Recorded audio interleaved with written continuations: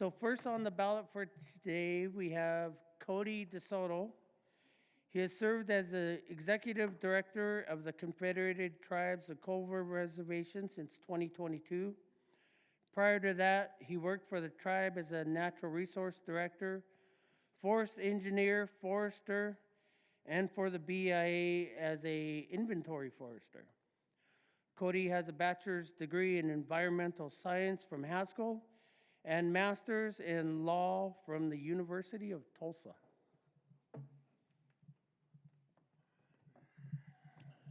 Thank you, Sean. So, action-packed morning full of presentations, so we will jump right in. Probably won't have time for questions, so I'll encourage folks as we go through these to write them down, and then as we have breaks, either immediately after this morning session or during the breakouts this afternoon, feel free to come and track us down. So just kind of a review of what we're going to talk about this morning, the 2024 priorities for ITC. Tons of things going on for those of you that attended the annual business meeting last night, and you've heard for the first 2 days of the symposium all the things we're working on. But the things I'll talk about for a bit this morning are increasing ITC's capacity, the Wildfire Commission and next steps, mature and old growth strategy, firefighter compensation fix, which I'll for the most part punt to Jeff and Aaron, IFMAT 4 implementation, the wildfire crisis strategy, workforce development, and then I wanted to take a moment to recognize those that were included in the Chiefs Award from the Forest Service. So jumping into ITC capacity, going back to the last strategic plan revision in 2018, there was a ton of conversation about all of the additional engagement ITC was asked to participate in. And we recognized that with just 2 staff at ITC and board members that hold regular full-time jobs that take a ton of time already, we were limited and probably really at capacity at that point. And I would say that since we finished that plan in 2018, the requests for engagement have just increased, and it seems like they're increasing exponentially at this point. So to continue to represent Indian country as best we can at all of those forums, we recognize the need to stand up some staffing. So when we look at other similar intertribal organizations, IAC is one of the larger ones. They've got approximately 70 staff that help support their board. If you look at Native American Fish and Wildlife Society, they've got about 20-ish. However, we wanted to make sure that we were true to the mission of what ITC was formed for, and I think something, and the board all made the same suggestions. Some of the things that have always made us effective is the fact that we were kind of lean and mean. We didn't have a lot of staff, and the people that we had on the board were very experienced in forestry and fire management, and that made us very effective when we talked to Congress and others. So we wanted to maintain that to the extent we could, but again, recognizing we needed some staff to work on things between the 3 or 4 month gap we had between board meetings. Recognizing goal 3 in our strategic plan, we wanted to make sure that once we built this, we could maintain it. So when we look at organizational stability, we didn't want it to be a one-time shot in the arm to accomplish a few objectives and then have that capacity go away.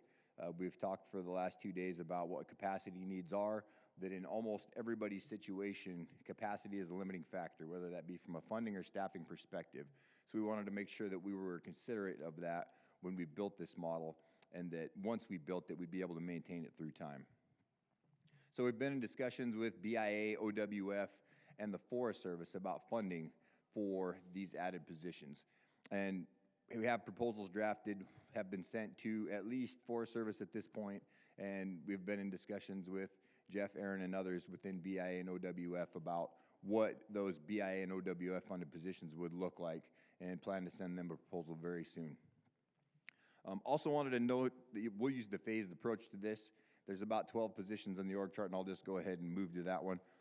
But obviously creating 12 additional positions within ITC seems easy, but we recognize that filling those positions with highly qualified, capable staff will take some time.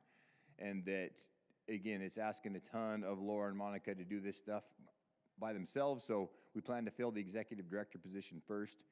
We drafted a position description for that. That was approved by the board at the last board meeting. So we hope to get that out for advertisement here in the next month or so. We've just got a little work to do on what benefits look like, what compensation looks like, and duty stations.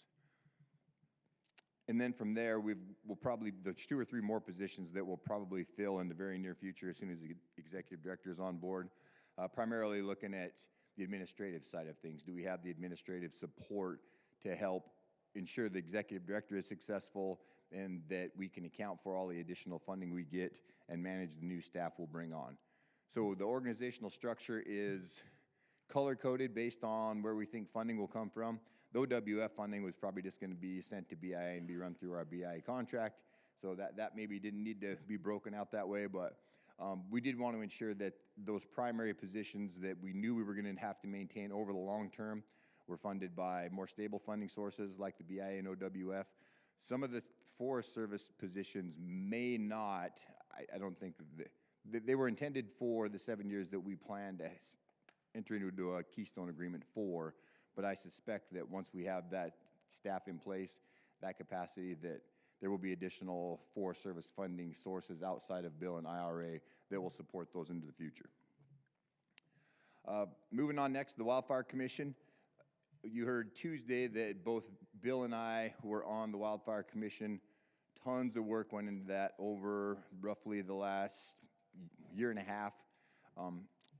Kicked off in, I think, September of 22. Had monthly meetings and tons of breakout sessions, depending on which group you were in, to arrive at a report that was submitted to Congress in September of 2023. So that report, the full report, contained 148 recommendations, and I should say that's in addition to the 19 recommendations, I think, that were in the aviation report, and that had a much shorter turnaround. That was, I think we presented that to Congress in January of 2023. But did want to note that of 50 primary members and 50 alternate members, all of which got to vote on each of these recommendations, that there was consensus amongst almost 160 total recommendations on approaches we needed for addressing how we'd manage wildland fire into the future. And a very diverse set of topics, from workforce to technology to landscape management, policy issues, funding issues. So to have that diverse a group come to consensus, like literally 50 out of 50 or 100 out of 100 had to support these things. If anybody objected, they absolutely had veto power. So I think that speaks to the consistency, the clarity, the consistency of what people's opinions are about what our wildfire problem is and some of the solutions to help address it.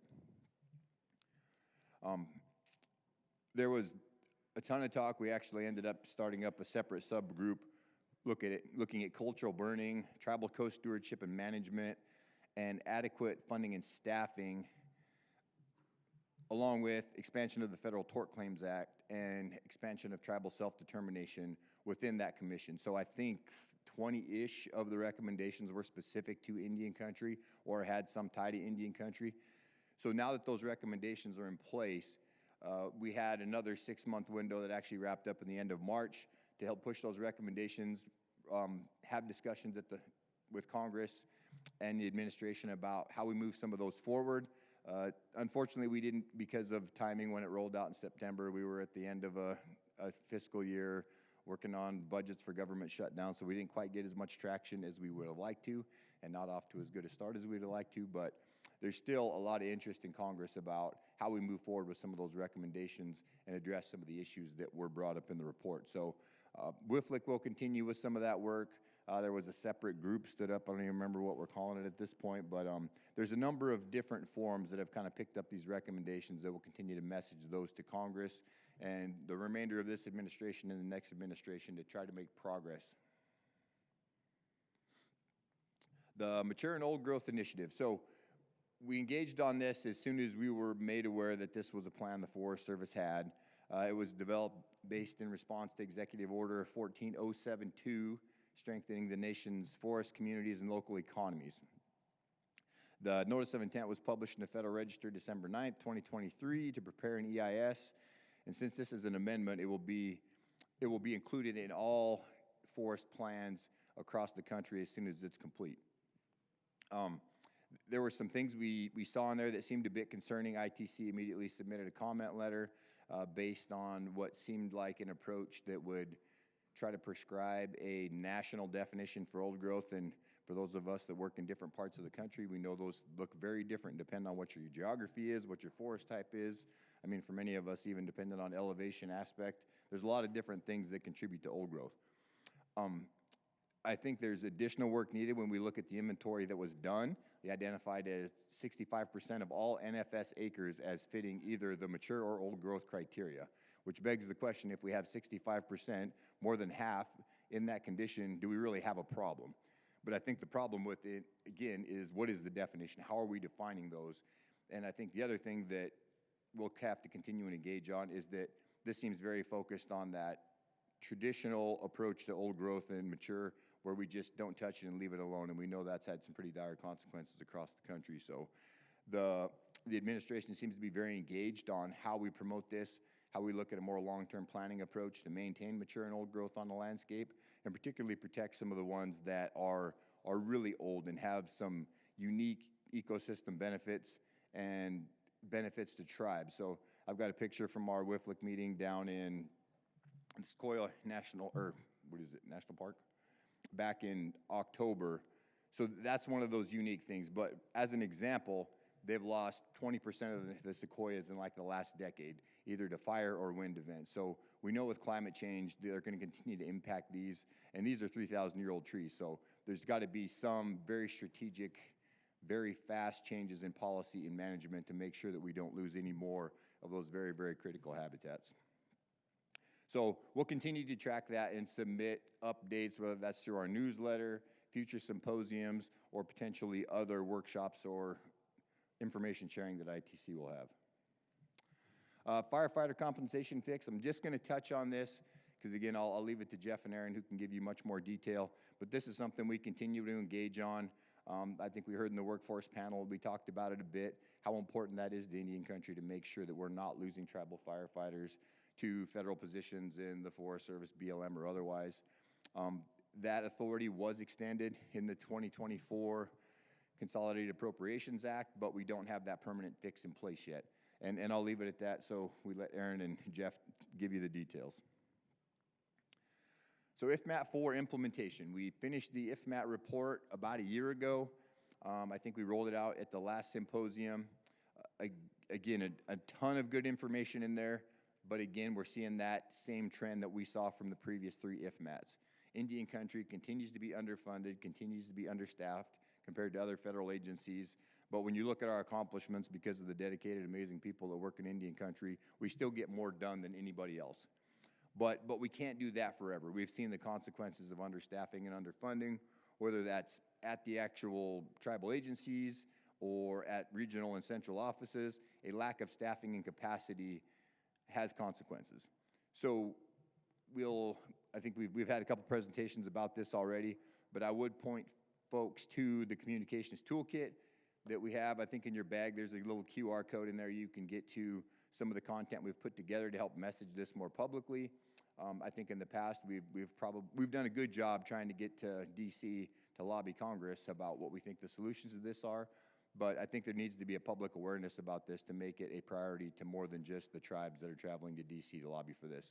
So I think this will be an important tool to help raise awareness of what the capacity in Indian country is relative to on-reservation management, and make people recognize that all of these new authorities that we have for tribal co-management or co-stewardship off reservation require additional capacity. So we're funded at roughly 40% of what the Forest Service is to do work on their own ground, and we're being asked to not only do our work, but help them with theirs as well, which a lot of tribes are more than willing to do. We just need the financial and staffing assistance to get us there. Wildfire crisis strategy. So in December of 2020, ITC and the Forest Service entered into an agreement to support engagement and involvement in this strategy. We continue that. We've had a ton of meetings about how we do this, but we're working on an assessment to inform the current and future tribal Forest Service partnerships in the wildfire crisis. And the assessment, and I'm a little small in the text even, I apologize for that, trying to cram a lot of information into 20 minutes. But it will evaluate tribal priorities, traditional knowledge are incorporated into the wildfire response, implementation, and management policies and activities So I suspect some of you have heard from folks doing these interviews. I know I got a call about 2 or 3 weeks ago, but yeah, it will be important to make sure that we're capturing the diversity of tribal perspectives out there, and I think these interviews will be an important part of that. It'll also identify lessons learned for effective implementation of wildfire crisis strategy and assess additional capacity and workforce considerations to address the wildfire crisis strategy implementation. Again, if you haven't been contacted, many of you likely will. Encourage you to participate. Didn't take that long, but this feedback is critical to make sure that tribal goals and objectives are being incorporated into this wildfire crisis strategy. And we're about year 3 or 4 into this now, and I think we've got to roughly 2031 from a budget perspective to get this work and this funding spent. So we absolutely want to make sure we're on the front end of setting those priorities so we do good work for the remaining 6 or 7 years we have. Workforce development. So ITC developed the Workforce Development Strategic Plan back in, I think, 2018. Had a lot of what I thought were very good goals and objectives. It was very ambitious on the timeline, but back to that capacity question, we didn't have additional folks to help work on that. So thankfully, with some additional funding, we got the contract with SKC to help do some of this work. So the first step in that was to update that Workforce Development Strategic Plan.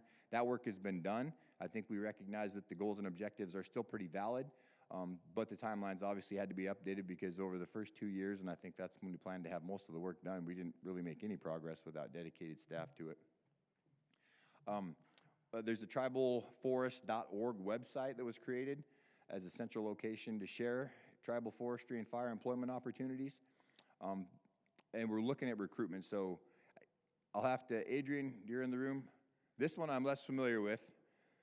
The National Forest Operations Training Coalition was formed to share programs and developments. I don't know much about this, so if you have questions about that one, Adrian's in the back corner. You can catch up with him to get more information. But again, another one of those tools that we're looking for to increase our capacity on the recruitment side. The last kind of piece of information I have on this slide is looking at some of our demographics from the last IFMAT.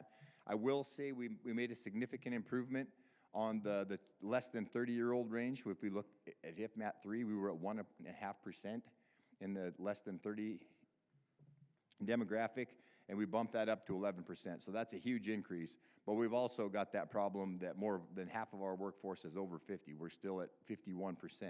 So we've got a lot of very experienced, very knowledgeable people in the workforce that are ready to move on into retirement, and we don't necessarily have that next cohort that's ready to step in. And I think we talk a lot about recruitment and just getting foresters on the ground, but something else we've struggled with, or I struggle with at Colville, is we need to create that next cohort of leaders. So the next group of people that will be sitting up here presenting to this group. I don't know that we've created good pathways or good mentorship to help develop those individuals. And lastly, I just wanted to recognize probably a number of the tribes and people that we have in this room and the partnership that we have between federal agencies. So I think it was last October-ish, I was back in DC, and it just happened to work out well with the Wildfire Commission. Well, it was March, I guess, Wildfire Commission meeting. But ITC and member tribes were recognized with the Chiefs Award for developing tribal and equity-centered partnerships for the work we did on TFPA co-stewardship projects. So the award recognized a number of people, including ITC, Bill Tripp, Jason Robinson, Tommy Cabe, Austin Lowe, Whitney Gravel, Melvin Baker, and Ed Duvall, along with Forest Service and partners that included Chaz O'Brien, Sandra Dingman, Nolan Colgrove, Jacob Wynn, James Brammer, Resul, Kevin Fitzsimmons, Bridget Darr, Paul Thompson, Eric Rabitsky, and Rita Mills. So we put a lot of work into developing those 638 agreements with that new Farm Bill authority. There continues to be engagement on how we continue the use of those authorities and expand them, looking at the text or draft language we have for the next Farm Bill. But again, that recognition of that growing tribal influence across Indian country and the growing relationship we have with other federal agencies in addition to the BI and OWF. So again, ITC is coming a long ways, but that engagement and those requests for engagement continue to grow, and we want to take advantage of that and push that tribal influence not just on reservation, but to those adjacent federal lands, particularly for those tribes that have small land bases, and many of the areas that they have interest in managing probably aren't under their jurisdiction and ownership. So congratulations to all that helped on that. Can we give that group a round of applause, please? This is a significant achievement.